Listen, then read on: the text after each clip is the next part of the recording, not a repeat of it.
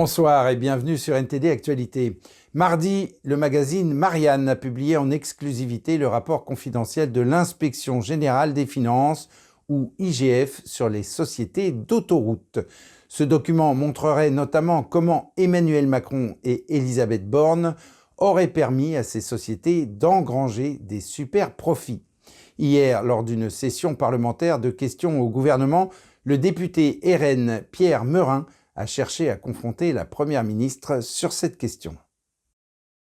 Lundi, Marianne et Caradisiac.com ont publié dans son intégralité un rapport confidentiel de l'Inspection Générale des Finances et du Conseil Général de l'Environnement et du Développement Durable de 2021.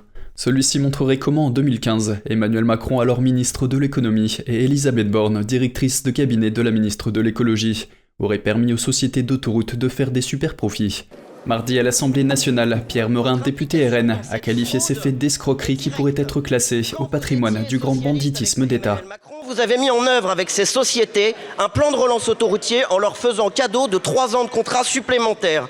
Ce plan de relance autoroutier qui a permis à ces sociétés de faire monter le taux de rentabilité des actionnaires de 7,5 à 12% a été négocié par Alexis Collère, actuel secrétaire général de l'Élysée, et vous-même. Résultat, 15 milliards d'euros de dividendes supplémentaires pour les actionnaires. En effet, selon le rapport de l'IGF, les sociétés concessionnaires d'autoroutes, notamment ASF Escota et APRR Area, ont une rentabilité dépassant les 11%. Un résultat bien supérieur à l'accord de rentabilité ciblé fixé à 7,67% lors de la privatisation en 2006. Les sociétés d'autoroutes auraient ainsi dû mettre sur la table 22,3 milliards d'euros lors de la privatisation en 2005. Cependant, l'État n'a récupéré que 16,5 milliards d'euros du total. Vous avez même négocié avec votre ancien employeur, puisque, Madame la Première ministre, vous avez dirigé le service des concessions chez Eiffage, vous plaçant directement et personnellement dans une situation de conflit d'intérêts. Hier soir, lors de la réunion de la Commission des Affaires économiques, le ministre de l'Économie et des Finances, Bruno Le Maire, a répondu en détail aux inquiétudes soulevées par Meurin. Et je le reconnais bien volontiers que sur le TRI actionnaire, les calculs que nous avons faits n'ont pas été bons. Ce TRI actionnaire ne peut s'apprécier que sur l'ensemble de la durée de la concession, c'est-à-dire jusqu'en 2031 et 2035.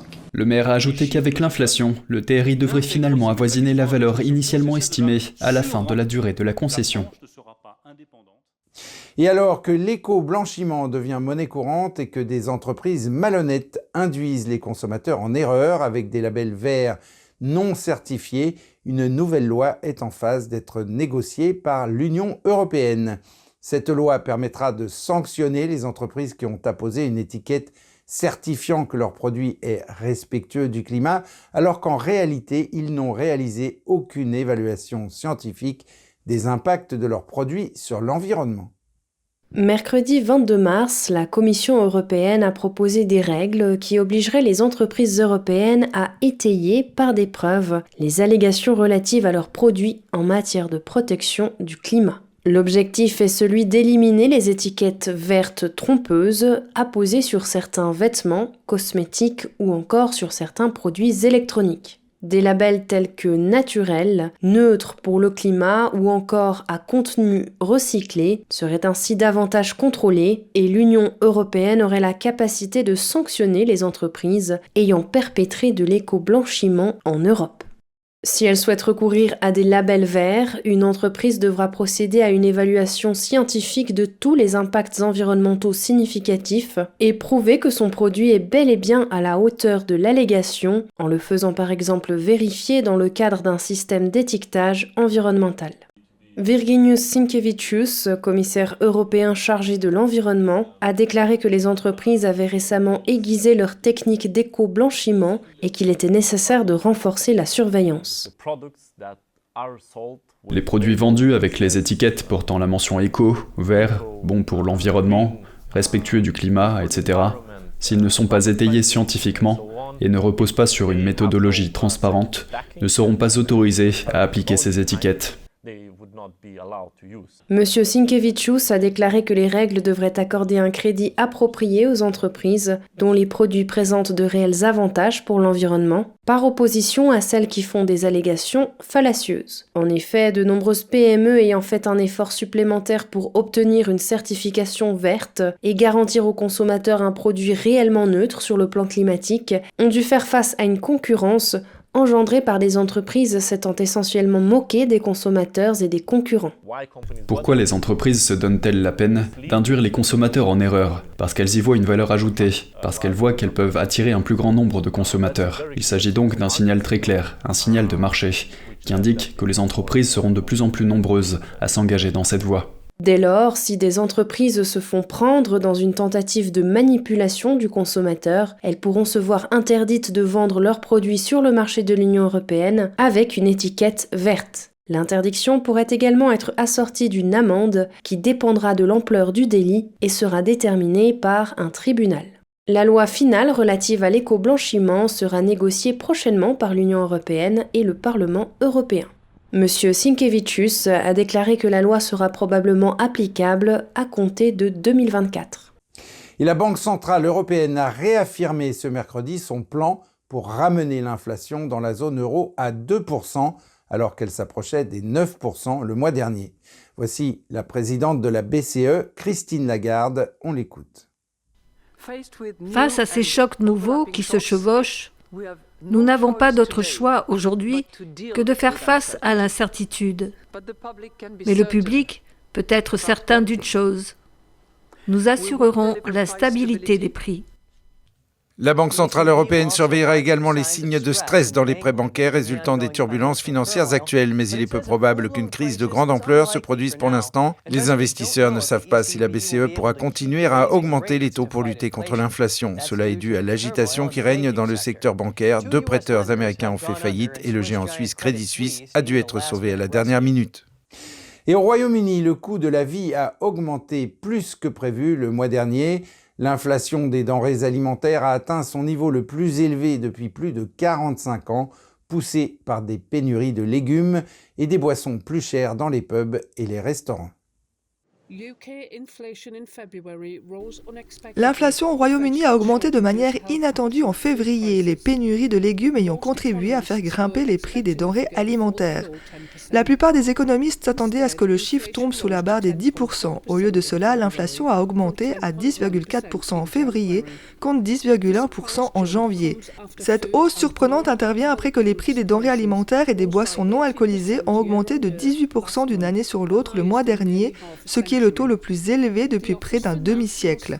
L'Office des statistiques nationales britannique a déclaré que les pénuries de légumes tels que les tomates et les poivrons survenues ces dernières semaines étaient en grande partie à l'origine de la flambée des prix des denrées alimentaires.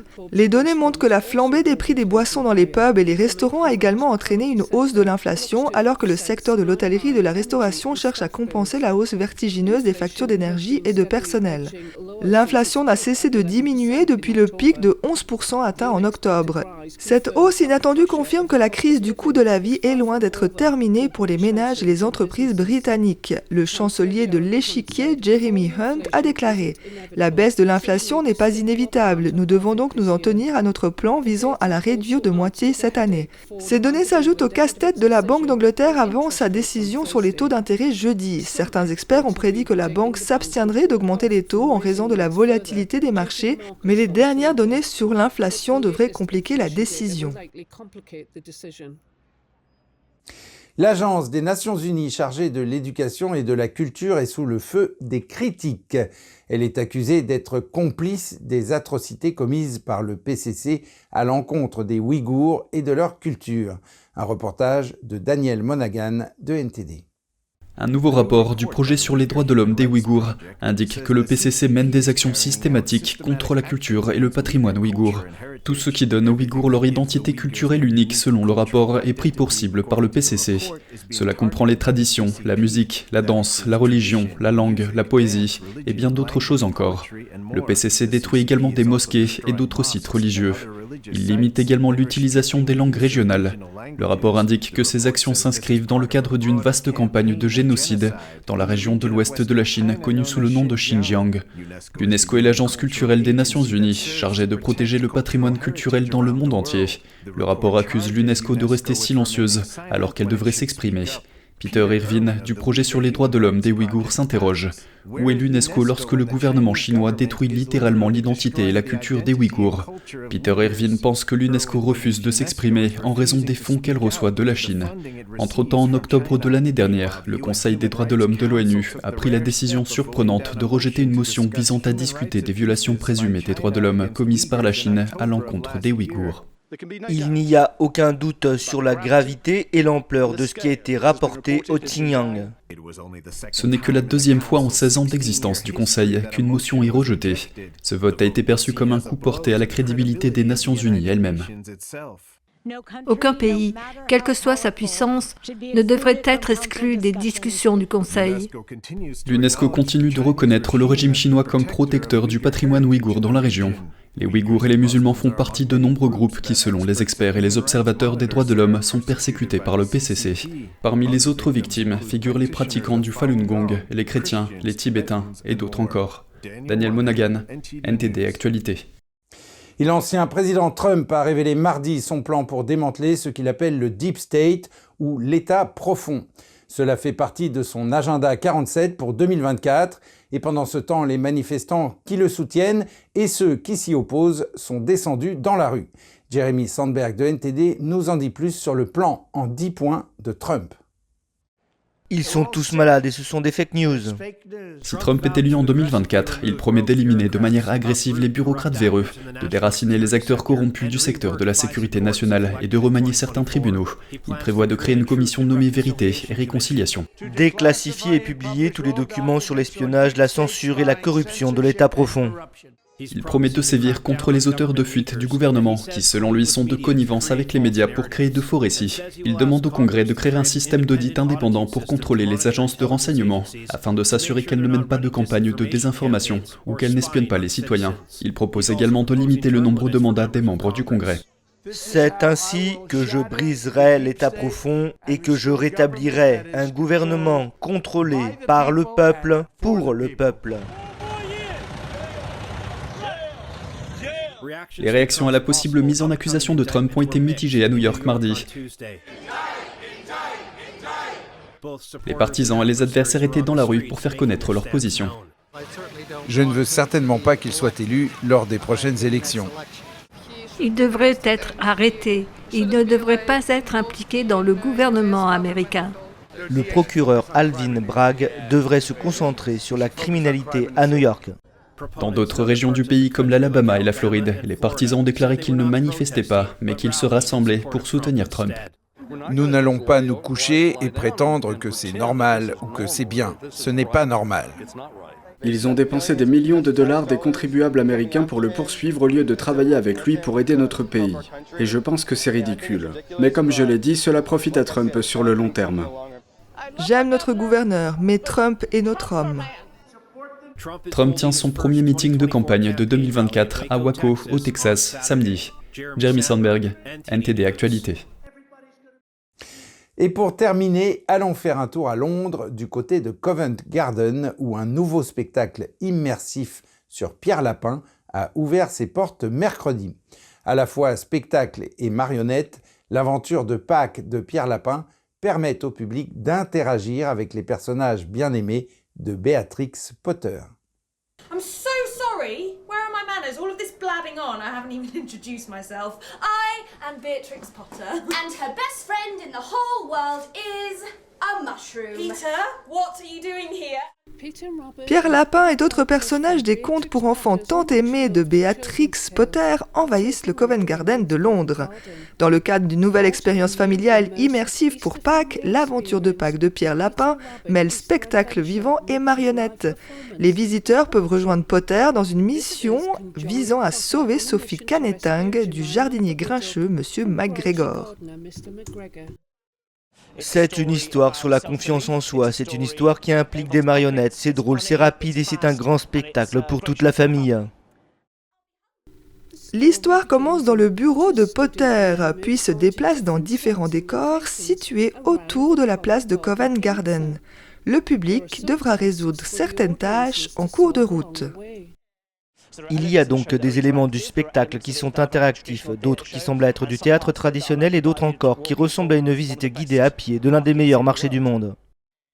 Certaines scènes se déroulent à l'extérieur sous les yeux du public. Le metteur en scène a déclaré que c'était la partie la plus amusante du spectacle, car les acteurs pouvaient utiliser toute la gamme de leurs capacités. Il y a des scènes qui sont très petites et très intimes et qui traitent de la connexion, puis des scènes qui se déroulent sur le marché du Covent Garden et qui sont purement divertissantes et qui attirent le public. L'aventure de Pâques de Pierre Lapin a été produite par Histrionic Productions et fait suite au succès de l'aventure du jardin de Pierre Lapin qui s'est déroulée à Blenheim Palace l'été dernier. Il y avait un lien naturel entre la raison pour laquelle M. McGregor et Pierre et ses amis se trouvaient à Covent Garden, et cela nous aide à suspendre l'incrédulité, car nous voulons que nos spectateurs entrent dans ce spectacle et aient vraiment l'impression de se retrouver dans le vieux Londres.